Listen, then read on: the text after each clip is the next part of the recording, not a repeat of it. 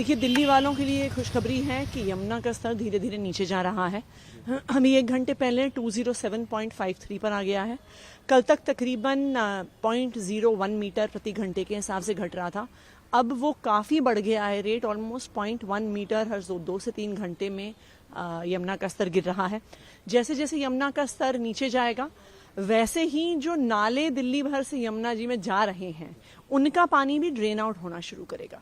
Basically जो अलग अलग कॉलोनीज में फ्लडिंग है, काफ़ी जगह फ्लडिंग इस वजह से नहीं है कि यमुना का पानी वहाँ पे है, पर जो नालों का पानी यमुना में जाना है, उनका वाटर लेवल नीचे और यमुना का वाटर लेवल ऊपर हो गया है। तो इसलिए एक बार यमुना का स्तर नीचे जाता है तो मुझे उम्मीद है कि अगले 12 घंटे में कुछ तो रिलीफ दिल्ली वालों को मिलना चाहिए। के बीच ये जो आरोप पर प्रत्यारोप वाली बात अब शुरू हुई है, जिसमें अब कहा गया कि वहाँ से 1 लाख क्यूसेक पानी छोड़ने की बात आई, लेकिन हरियाणा सरकार कह रही है कि इतना तो पानी वहाँ छोड़ा ही नहीं जा सकता है क्योंकि वो एक रेगुलेटर है, इतना पानी नहीं छोड़ा जा सकता है। तो क्या प्रतिक्रिया है इस पूरे मामले पर? देखिए, ये एक बहुत बड़ा सवाल है। ये बहुत बड़ा सवाल है कि दिल्ली में जब बाढ़ आ रही थी, जब इतनी विकट परिस्थिति थी, तो सारा पानी से दिल्ली के लिए क्यों छोड़ा जा रहा था? आप हथनी कुंड बराज के 3 दिन के सारे वाटर लॉग निकाल के देखिए तो ये नजर आता है कि जो पानी यूपी जाता है, जो पानी हरियाणा जाता है, जिन कनाल्स में जाता है, उनमें एक बूंद पानी भी नहीं छोड़ा गया। सारा पानी दिल्ली की तरफ छोड़ा गया। तो ये तो सवाल बनता ही है कि दिल्ली वालों से ऐसी क्या दुश्मनी? क्यों कुछ पानी हरियाणा में और यूपी में नहीं छोड़ा जा सकता था? हम मानते हैं वो कनाल्स हैं, हम मानते हैं उनकी कैपेसिटी कम है, लेकिन अगर वहां पे पानी छोड़ा जाता तो खेतों में पानी जाता, ज्यादा से ज्यादा खेतों में फ्लडिंग होती।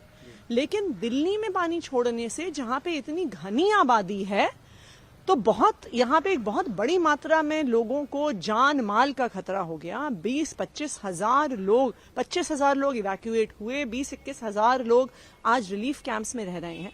तो ये तो एक बहुत बड़ा सवाल है जिसका जवाब देना पड़ेगा हरियाणा को कि क्यों सारा पानी दिल्ली छोड़ा जा रहा था, क्यों यूपी और हरियाणा में नहीं छोड़ा जा रहा था, और क्या अगर वहां पे पानी छोड़ा जाता तो क्या दिल्ली में जो बाढ़ आई है, क्या उसको अवॉइड किया जा सकता था? इस पे तो जरूर जांच होनी चाहिए कि ऐसा क्यों हुआ है। सीएम खट्टर भी मुश्किल के हालात बनते हैं तो दिल्ली सरकार को सिर्फ हरियाणा याद आता है। तो देखिए, जो यमुना है, नदी है, वो ये नहीं जानती है कि कहाँ पे हिमाचल की बाउंड्री खत्म हुई, कहाँ पे हरियाणा की हुई, कहाँ पे दिल्ली की हुई, कहाँ पे यूपी की हुई।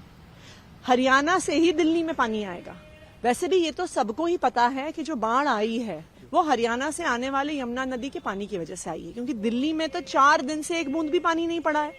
तो जो पानी आज दिल्ली के सड़कों में, कॉलोनीज में भरा हुआ है, वो सिर्फ और सिर्फ हरियाणा से आया हुआ पानी है।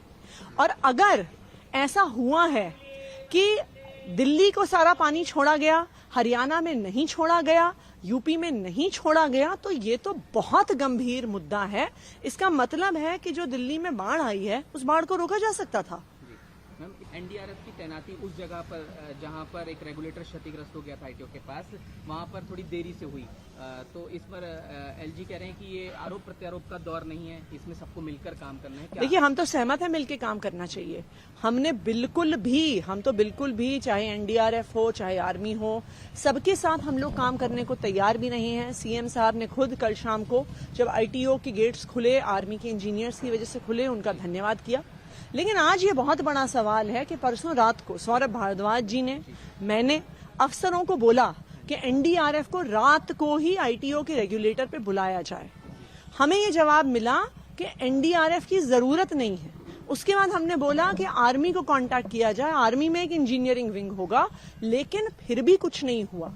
रात भर निकल गई, फिर कल सुबह एलजी साहब के कहने पे एनडीआरएफ और आर्मी बुलाई गई। अगर 12 घंटे पहले एनडीआरएफ बुला ली होती, 12 घंटे पहले आर्मी के इंजीनियर्स को बुला लिया होता, तो आईटीओ में पानी नहीं भरता, तो सुप्रीम कोर्ट तक पानी नहीं पहुंचता।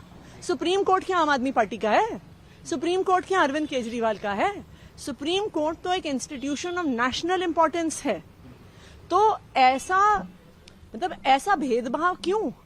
जब आपको मंत्रियों ने आदेश दिया कि आप एनडीआरएफ बुलाइए, जब आपको मंत्रियों ने आदेश दिया कि आप आर्मी को संपर्क करिए, तो क्यों नहीं किया गया? मैम, आखिरी था कि दिल्ली में आईटीओ बैराज पर डब्ल्यूएचओ भवन के सामने यमुना पर टूटे बांध को सील करने और गेट खोलने में उनके अथक प्रयासों के लिए हमारे जो ऑफिसर्स हैं, जवानों और भारतीय सेना के अधिकारियों को आभार उन्होंने दिया है। नहीं, बिल्कुल हम भी देते हैं आभार। परसों रात को रात भर irrigation flood department, MCD, PWD के अफसर, वहां का लोकल लेबर रात भर काम करते रहे। मतलब कमर तक पानी, उनकी कंधों तक पानी था, लेकिन वो वहां पे एक बंड बनाते रहे कि दिल्ली में और पानी ना घुसे। तो बिल्कुल हम धन्यवाद करेंगे। कल सुबह से इंडियन आर्मी के भी इंजीनियर्स आए, हम उनका भी धन्यवाद करेंगे।